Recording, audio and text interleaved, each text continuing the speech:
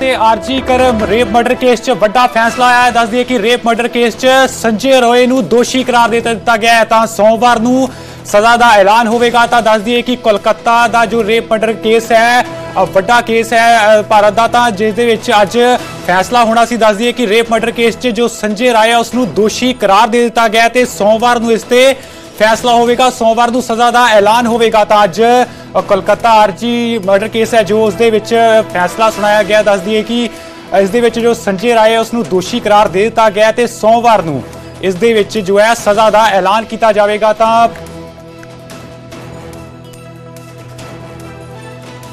तो कोलकाता आरजी कर rape murder case काफ़ी वड्डा केस है जिस दे विच 9 अगस्त 2024 ਨੂੰ जो है ट्रेनी डॉक्टर की लाश मिलती है हस्पताल दे विच, जिस तो बाद सारा खुलासा होंदा है कि किस तरह नाल डॉक्टर का रेप करके उस तो बाद बेरहमी नाल उसका कतल किया जाता है। तो इस दे विच अज वड्डा फैसला सुना दिता गया जिस दे विच आरजे जो संजय राय है उसनू दोषी करार दे दिता गया तो सोमवार को सज़ा का ऐलान किया जाएगा। लगातार ये दावा कर मैंने कुछ भी नहीं किया है, लेकिन कोर्ट ने उसे दोषी करार किया है। सीबीआई की तरफ से जो आरोप पत्र दाखिल हुए थे उसमें साफ संजय रॉय के खिलाफ जो है आरोप सिद्ध हुए थे। अब साफ सोमवार को हो जाएगा कि आजीवन कारावास या फिर फांसी की सजा। लगातार भीड़ इकट्ठी हो रही है। आशिका, जरा इस बारे में भी जानकारी बताएं अगर आपको जानकारी मिल पा रही हो कि भीड़ इकट्ठी हो रही है कोर्ट के बाहर और लगातार नारे लग रहे हैं we want justice, we want justice. बहुत आक्रोश है लोगों के भीतर कि संजय रॉय कुछ ऐसा भी कर सकता है, कोई व्यक्ति इतनी बर्बरता कर सकता है। देखिए बिल्कुल, और इसी वजह से कोर्ट के बाहर जो कोलकाता पुलिस की तरफ से भारी सुरक्षा व्यवस्था रखी गई है।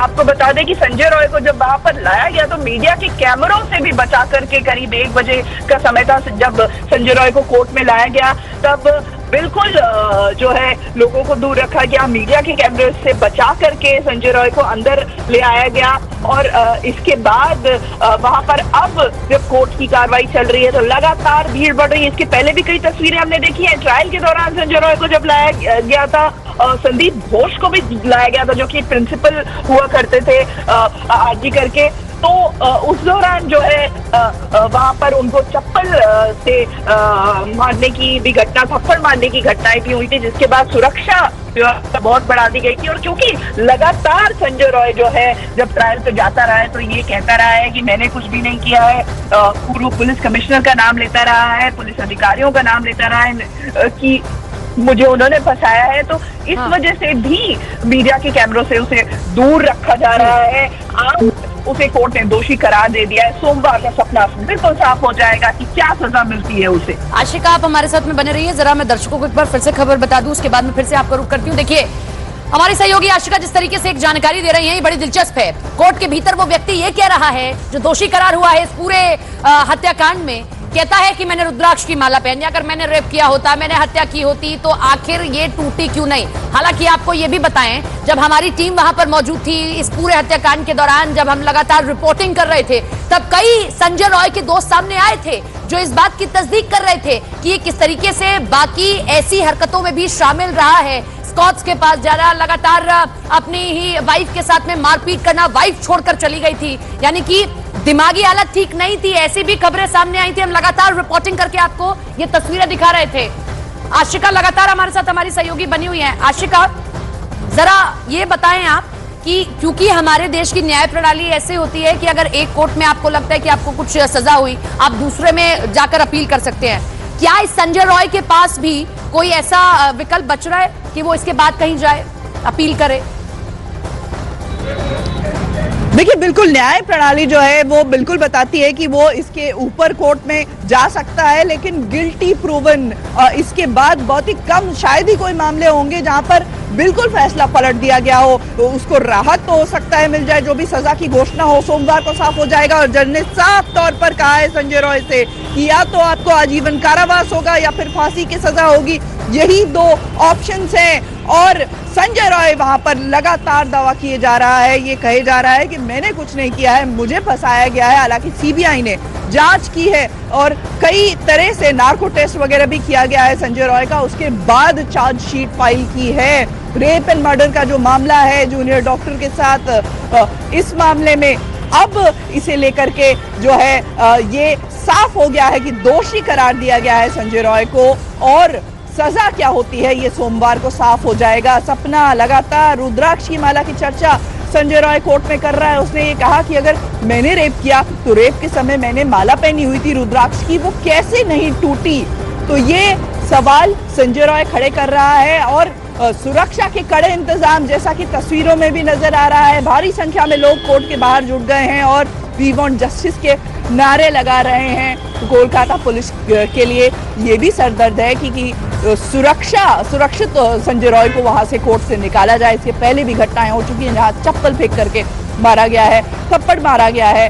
तो फिलहाल कोर्ट से, सियालदह कोर्ट से ये बड़ा आपको फैसला, जहां पर गिल्टी प्रूवन जैसे कहेंगे वो संजय रॉय को गिल्टी प्रूवन हुआ है, उसे दोषी करार दिया गया है। सपना, ये कुतर्क भी कहा जा सकता है आशिका, कोई ऐसे कैसे कह सकता है कि मैंने रुद्राक्ष की माला पहनी हुई थी, वो टूटी कैसे नहीं। और जो सीसीटीवी फुटेजेस दिखा रहे हैं, जो सीबीआई की जांच में सामने आया है, क्या वो सब कुछ झूठ है? पहली चीज। दूसरी चीज, देखिए संजय रॉय के खिलाफ तो लोगों की नाराजगी है ही, डॉक्टर्स की नाराजगी है आशिका, लेकिन प्रशासन के खिलाफ भी थी कि कैसे नाइट शिफ्ट लगते हैं या उतनी सिक्योरिटी नहीं है। कुछ उसको लेकर भी अगर कोर्ट रूम में बात हुई हो, जरा बताएं आप। देखिए, बिल्कुल हॉस्पिटल प्रशासन के ऊपर जो है सवाल उठा रहा है संजय रॉय, और वो बिल्कुल रोने की स्थिति में है। ये कह सकते हैं कि लगभग रो रहा है, और इस स्थिति में लगातार ये कुतर्क, जैसा कि आपने कहा कि मैंने माला पहनी थी और वो टूटी कैसे नहीं, हालांकि जांच पूरी हो चुकी है और जो सीबीआई की तरफ से इसे आरोपी तय किया गया है, चार्जशीट फाइल की गई है, और सजा के लिए जो बात की जा रही है, 2 ही सजाएं हो सकती हैं, या तो आजीवन कारावास या फिर फांसी की सजा।